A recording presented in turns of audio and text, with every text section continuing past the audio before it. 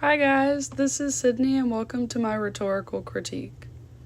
Today I'll be talking about The Quarantine by Franklin Roosevelt. So before we actually dive right into this speech, I would like to pose a question. Think about world peace, and then think about this question: what would world peace look like to you? Whether that's never having to worry about war again, solving the poverty issues going on, political disagreements, anything like that. And then think about your answer throughout this presentation.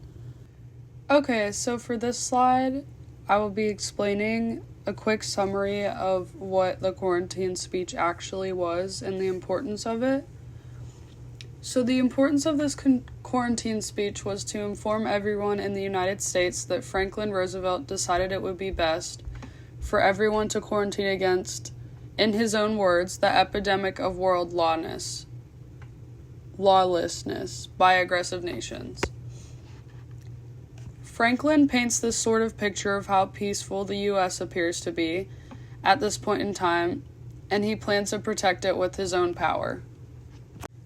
Another thing that this speech states was when he says, "And yet, as if I've seen with my own eyes, the prosperous farms, the thriving factories, and the busy railroads, as I have seen the happiness and security and peace which covers our wide land, almost inevitably I have been compelled to contrast our peace with very different scenes being enacted in other parts of the world." Okay, now for the historical context. So the historical story being told was from 15 years ago prior to the speech that was being given. The Bryan-Kellogg Peace Act is discussed into depth in the speech and was made to attempt world peace. Okay, so the historical context was continued, and I'll be talking about the citation that I chose to use. The speech states, "Some 15 years ago, the hopes of mankind for a continuing era of international peace were raised to great heights when more than 60 nations solemnly pledged themselves not to resort to arms in furtherance of their national aims and policies. The high aspirations expressed in the Bryan-Kellogg Peace Act and the hopes for peace thus raised have a late given way to a haunting fear of calamity. The present reign of terror and international lawlessness began a few years ago." For this next historical context slide, I would just be adding some more background information. So the setting that this speech takes place in is in Chicago, and the way he speaks to the Americans during this time makes him sound very professional in a way that everyone will listen to what he is saying. He talks about some past historical events and how he can improve them during his role as the president. This speech overall was made in order to protect the peace of America.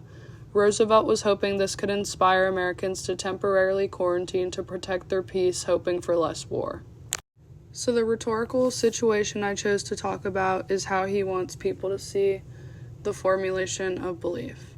So Franklin Roosevelt was trying to formulate beliefs on world peace in everybody's mind in America. He wanted the Americans to be able to feel safe and away from the war in order to start world peace. Okay, for this speaker slide, I will just be talking about Franklin as a person and who he is to everybody to this day. So, Franklin Roosevelt was the 32nd President of the United States. He was known for leading the United States through the Great Depression and World War II. He grew the U.S. government's power through reforms known as the New Deal. Franklin Roosevelt used a lot of his methods through ethos, known as ethical speaking. He also used pathos as a method of speaking, since he spoke with passion and power to get his point across, since he experienced World War II firsthand. For this slide, I will be talking about the exigence demand that he was making. Roosevelt was demanding the Americans to take action against the aggressors in World War II. The rhetorical purpose that Roosevelt was trying to get across to everyone was to alter the Americans' perceptions and initiate action of the quarantine. He urged everybody in America to quarantine away from war and to cause less problems. The overall goal Roosevelt was hoping to achieve was to get the Americans to understand the serious matters that he has in his hand and to actually quarantine for their safety.